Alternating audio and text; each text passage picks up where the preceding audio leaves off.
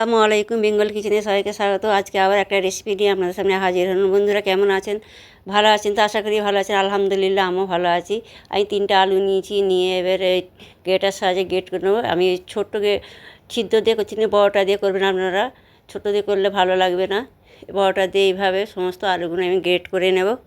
যে সকল বন্ধুরা আমার চ্যানেলে নতুন, যারা সাবস্ক্রাইব অবশ্যই করে বেল আইকনটা ক্লিক করেন, যাতে নতুন নতুন ভিডিওটা আপনাদের সামনে আসে হাজির হয়।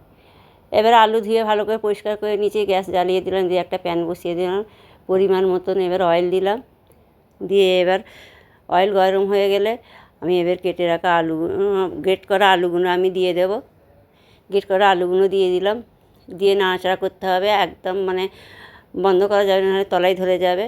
অনবরত এইভাবে নাড়তে হবে। ফেসবুক থেকে যারা দেখতেন পেজটা আমার ফলো করবেন।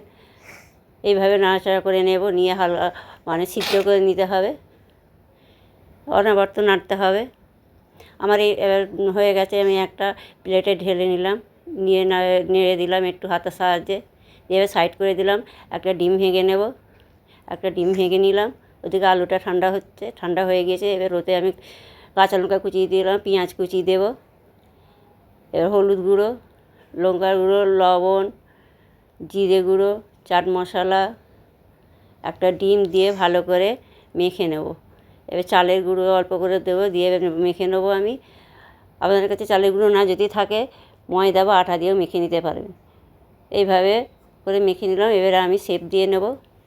আপনারা আপনাদের মতন শেপ দিন, আমি আমার মতন শেপ দিচ্ছি। যার যেমন পছন্দ আমি চৌকো, স্কোয়ার শেপ দিয়ে দিচ্ছি। একটা করে দেখাচ্ছি, দেখুন বন্ধুরা, এই যে এইভাবে শেপ দিয়ে নিচ্ছি।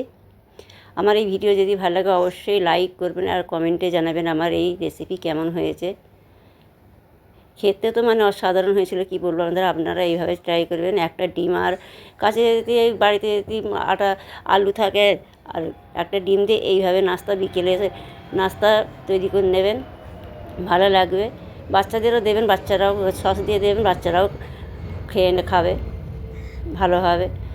এবার এইভাবে উল্টে পাল্টে আমি ভেজে নেব। এইভাবে উল্টে পাল্টে ভেজে নিতে হবে।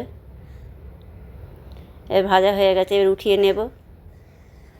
উঠিয়ে নিলাম সমস্ত নাস্তাগুলো, আমি এইভাবে উঠিয়ে নিচ্ছি।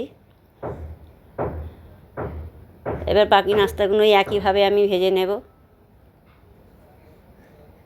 ঝটপট বানানো হয়ে যাবে এই রেসিপি। বন্ধুরা আপনারা ট্রাই করে দেখবেন। আবার ভাজা হয়ে গেছে, আবার উঠিয়ে নেব। এবার আপনাদের ধরে আমি পরিবেশন করে দেখাচ্ছি, দেখুন কতটা সুন্দর হয়েছে, দেখতে অসাধারণ হয়েছে, খেতেও অসাধারণ।